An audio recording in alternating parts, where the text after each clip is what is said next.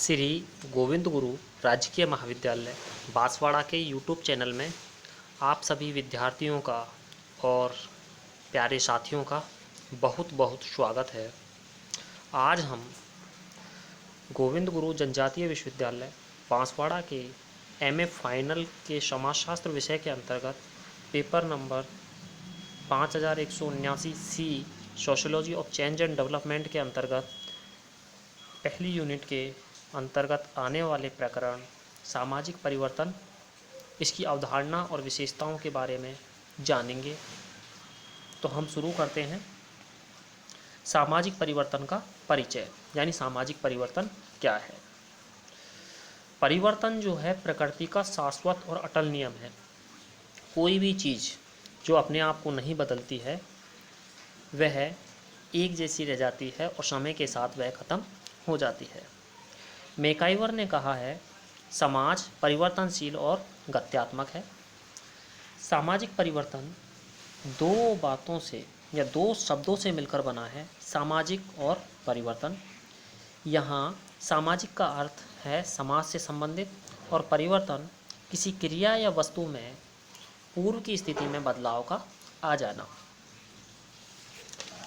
इसके बाद में हम देखते हैं परिवर्तन से संबंधित मुख्य रूप से तीन बातें हमारे सामने आती हैं: वस्तु, समय और भिन्नता। यानी परिवर्तन किस में होता है? वस्तु में। अलग अलग समयों में, यानी पहले की स्थिति और वस्तु की बाद की स्थिति के मध्य जो अंतर होता है वही क्या कहलाता है? परिवर्तन कहलाता है। भिन्नता, वस्तु में होने वाली भिन्नता। परिवर्तन का सामान्य सा अर्थ है किसी क्रिया या वस्तु की पहले की स्थिति में बदलाव का आ जाना। तो पहले तीन बातें हैं इससे संबंधित: वस्तु, समय और भिन्नता। तो सबसे पहले हम देखते हैं वस्तु। परिवर्तन का संबंध किसी न किसी विषय या वस्तु से अवश्य होता है। जब हम ये कहते हैं कि परिवर्तन आ रहा है, तब हमें यह भी स्पष्ट करना होता है कि परिवर्तन किस वस्तु या विषय में आ रहा है। बिना वस्तु को बताए हम परिवर्तन का अध्ययन नहीं कर सकते। इसके बाद आता है समय। परिवर्तन का समय के साथ एक घनिष्ठ संबंध है, यानी दोनों परिवर्तन और समय एक दूसरे से परस्पर संबंधित हैं। परिवर्तन को प्रकट करने के लिए हमारे पास कम से कम दो समयों का होना जरूरी है। किसी एक ही समय में हम परिवर्तन को परिभाषित नहीं कर सकते। एक ही समय में परिवर्तन की चर्चा नहीं की जा सकती। उदाहरण के लिए जब हम ये कहते हैं कि भारत वैदिक काल की तुलना में अंग्रेजों के समय में और वर्तमान समय में बिल्कुल बदल गया है, तो इस समय कितने समय हो गए? दो समय। इन बातों में कितने समय हो गए? दो। एक तो वैदिक काल से हम तुलना कर रहे हैं किसकी? वर्तमान समय की या अंग्रेजों के समय की। तो कहने का मतलब यह है समय कितने हो गए उसमें? दो। अतः वस्तु के रंग रूप, आकार प्रकार, संरचना, उसके कार्य या अन्य पक्षों में जब भिन्नता प्रकट की जाती है तब हम उसे परिवर्तन का नाम देते हैं। आगे आता है भिन्नता। अब देखो, वस्तु और समय, वस्तु भी हो, समय भी अलग अलग हो, लेकिन अगर उनमें बदलाव नहीं आया तो वह परिवर्तन नहीं कहलाएगा। उनमें भिन्नता का आना भी बहुत जरूरी है। विभिन्न समयों में यदि किसी वस्तु में भिन्नता नहीं आए तो परिवर्तन नहीं कहलाता। वस्तु के स्वरूप में यदि समय के साथ अंतर आता है तभी हम कहते हैं कि परिवर्तन हुआ है या वस्तु परिवर्तित हुई है। अतः वस्तु के रंग रूप, आकार, संरचना, अन्य पक्षों में भिन्नता प्रकट होने को हम परिवर्तन कहते हैं। इस प्रकार हम यह देखते हैं कि किसी वस्तु में दो समयों में दिखाई देने वाली भिन्नता ही परिवर्तन है। और जब यह परिवर्तन समाज में आता है, समाज की घटनाओं में, समाज की संस्थाओं में, प्रथाओं में, परिस्थितियों में, सामाजिक नियंत्रण में, सामाजिक स्तरीकरण में, तो तब यह सामाजिक परिवर्तन के नाम से जाना जाता है। सामाजिक परिवर्तन का अर्थ और परिभाषा। सन 1922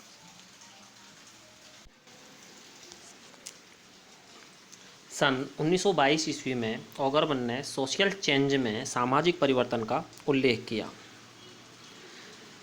सामाजिक परिवर्तन के संबंध में विभिन्न विद्वानों ने अलग अलग परिभाषाएं दी हैं।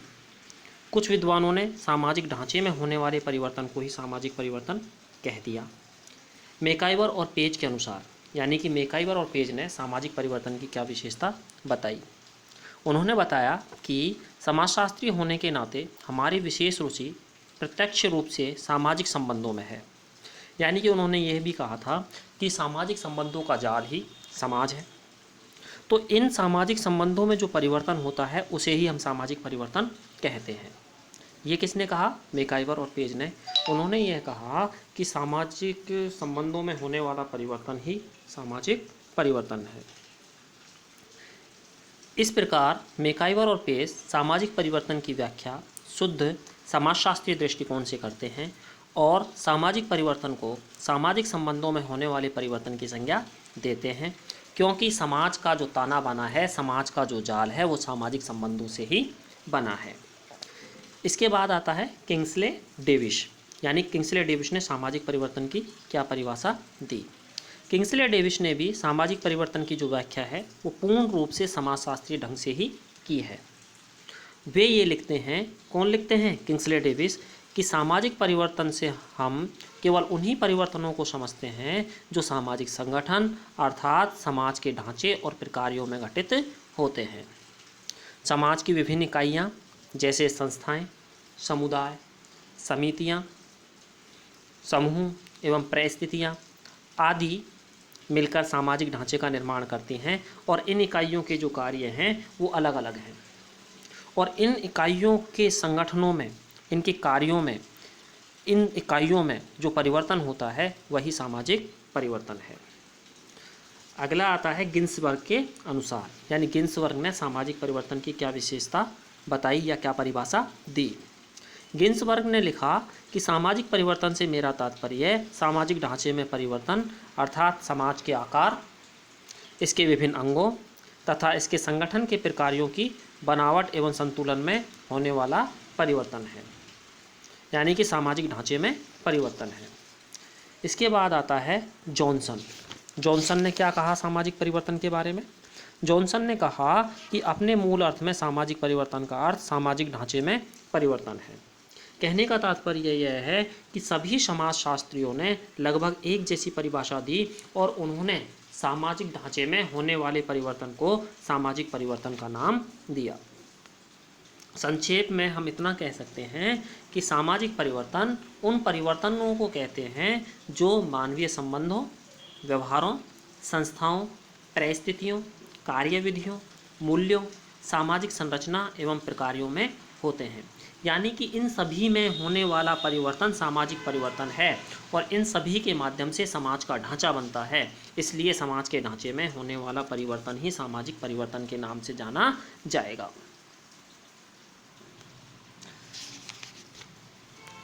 आगे आते हैं हम सामाजिक परिवर्तन की प्रमुख विशेषताएं। यानी सामाजिक परिवर्तन की विशेषताएं क्या क्या हैं। सामाजिक परिवर्तन की विशेषताओं में प्रमुख विशेषताओं के बारे में ही हम अध्ययन करेंगे या प्रमुख विशेषताओं को ही जानेंगे। सबसे पहले आता है सामाजिक परिवर्तन की जो प्रकृति है वो सामाजिक है। सामाजिक परिवर्तन एक सार्वभौमिक घटना है। सामाजिक परिवर्तन अवश्यंभावी और स्वाभाविक है। सामाजिक परिवर्तन की जो गति है वह असमान और तुलनात्मक होती है। सामाजिक परिवर्तन एक जटिल तथ्य है और सामाजिक परिवर्तन की भविष्यवाणी नहीं की जा सकती। अब हम इन सभी को एक साथ एक एक करके पढ़ते हैं, समझते हैं। सामाजिक परिवर्तन की जो प्रकृति है वो कैसी है? सामाजिक। इसका अर्थ यह है कि सामाजिक परिवर्तन का संबंध किसी एक व्यक्ति विशेष, समूह विशेष, संस्था, जाति एवं प्रजाति या समिति में होने वाले परिवर्तन से नहीं है। इस प्रकार सामाजिक परिवर्तन व्यक्तिवादी प्रकृति का नहीं हो सकता। इसका जो संबंध है संपूर्ण समाज से है, अतः इसकी जो प्रकृति है वो सामाजिक है। सार्वभौमिक घटना, यानी कि सभी समाजों में और सभी कालों में सामाजिक परिवर्तन पाया जाता है, सभी स्थानों पर सामाजिक परिवर्तन पाया जाता है। कोई भी समाज जो परिवर्तित नहीं होता वह समाप्त हो जाता है। इसलिए परिवर्तन अवश्यंभावी है और यह सभी समाजों में पूर्ण रूप से पाई जाती है। अगला है अवश्यंभावी और स्वाभाविक।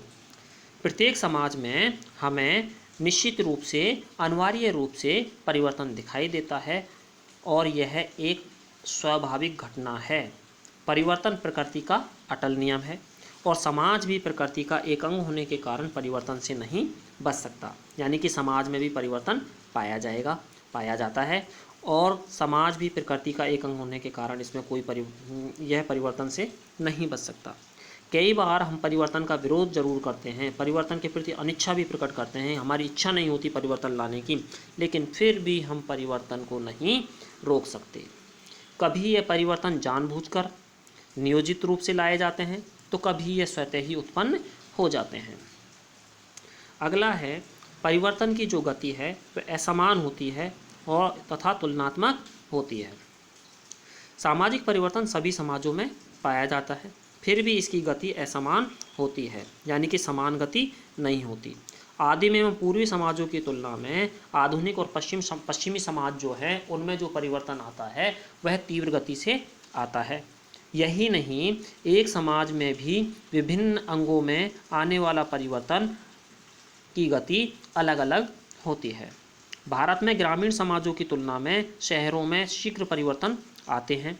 परिवर्तन की असमान गति होने का कारण यह है कि प्रत्येक समाज में परिवर्तन लाने वाले जो कारण हैं वो भिन्न भिन्न होते हैं।